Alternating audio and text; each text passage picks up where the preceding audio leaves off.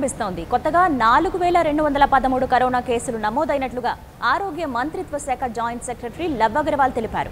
1559 మంది కోలుకున్నారని, దేశవ్యాప్తంగా కరోనా కేసుల సంఖ్య 67152కు చేరిందని ఆయన తెలిపారు.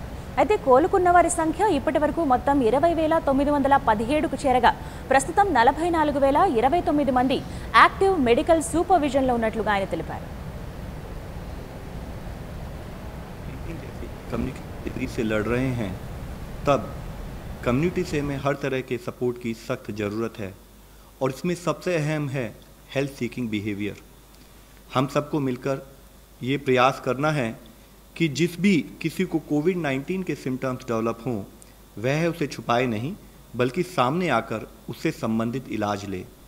अगर हम ऐसा नहीं करते हैं तो हम तो बीमार होंगे ही, बल्कि अपने परिवार को भी बीमार कर सकते हैं। हर पेशेंट को अपने को बचाने के साथ साथ अपनी फैमिली को बचाने के लिए सरकार द्वारा प्रोवाइड की गई हेल्थ सुविधाओं को अपनाते हुए इस लड़ाई में अपना योगदान देना होगा। देश में अब तक 20,917 लोग कोविड-19 से क्योर हो चुके हैं और 44,029 केसेस एक्टिव मेडिकल सुपरविज़न में हैं। पिछले 24 घंटे में अगर हम देखें तो पाते हैं कि टोटल केसेस में 4213 केसेस का इंक्रीज नोट किया गया है, पर साथ में ही 1559 पेशेंट्स क्योर भी हुए हैं। इस तरीके से हम देखें तो पाते हैं कि हमारा टोटल रिकवरी रेट अब 31.15% हो चुका है। कुल कंफर्म केसेस की संख्या इस समय 67,152 है। स्वास्थ्य मंत्रालय ने 8 मई को कंफर्म कोविड-19 पेशेंट्स के लिए एक रिवाइज्ड डिस्चार्ज पॉलिसी भी जारी की है। यह मिनिस्ट्री द्वारा ऑलरेडी इशूड गाइडलाइंस, जो कि हमारे 3 टियर कोविड फैसिलिटीज़ और categorisation of patients based on clinical severity उसके साथ अलाइंड है।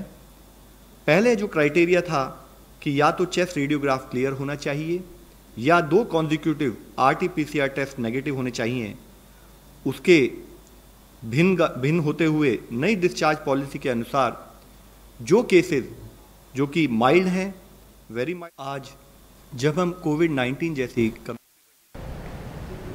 ఇదిలా ఉంటే మరోవైపు దేశంలోని పలు ప్రాంతాల్లో చిక్కుకుపోయిన వలస కార్మికులను వారి వారి గమ్యస్థానాలకు చేర్చేందుకు శ్రామిక్ స్పెషల్ ట్రైన్లో 1700 మంది కార్మికులను తరలించాలని నిర్ణయించారు.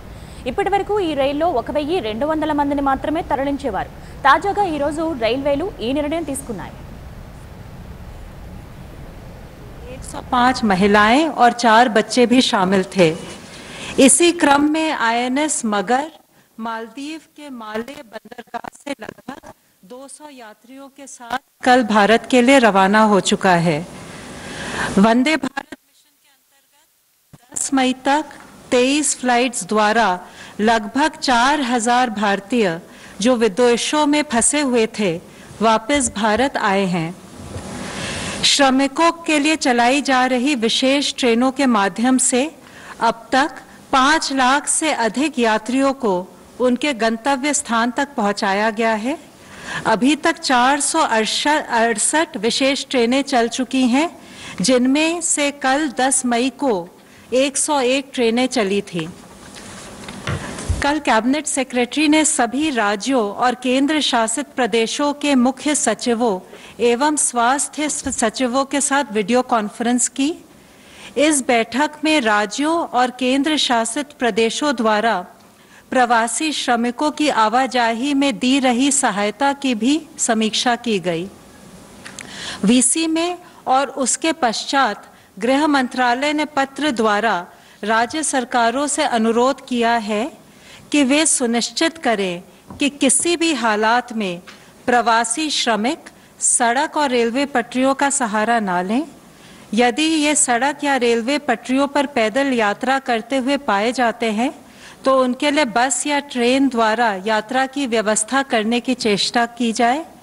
तब तक उनकी नज़दीकी शेल्टर होम में रहने की और उनके लिए भोजन पानी की व्यवस्था की जाए।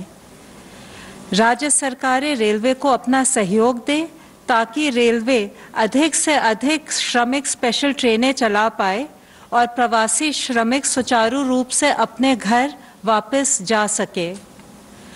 आज सुबह गृह मंत्रालय ने रेलवे और राज्य सरकारों के नोडल ऑफिसर्स के साथ वीडियो कॉन्फ्रेंस द्वारा स्पेशल ट्रेनों की समीक्षा की ताकि फंसे हुए लोग जल्द से जल्द अपने घर वापस आ सकें।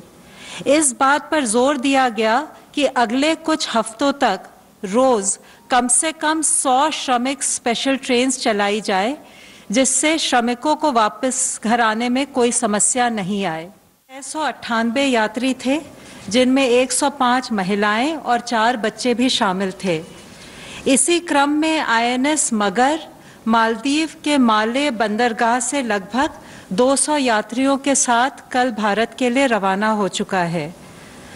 वंदे भारत मिशन के अंतर्गत 10 मई तक 23 फ्लाइट्स द्वारा लगभग 4000 भारतीय जो विदेशों में फंसे हुए थे वापस भारत आए हैं। श्रमिकों के लिए चलाई जा रही विशेष ट्रेनों के माध्यम से अब तक 5 लाख से अधिक यात्रियों को उनके गंतव्य स्थान तक पहुंचाया गया है। अभी तक 468 विशेष ट्रेनें चल चुकी हैं, जिनमें से कल 10 मई को 101 ट्रेनें चली थी। कल कैबिनेट सेक्रेटरी ने सभी राज्यों और केंद्र शासित प्रदेशों के मुख्य सचिवों एवं स्वास्थ्य सचिवों के साथ वीडियो कॉन्फ्रेंस की। For more updates, please subscribe 99 TV Telugu.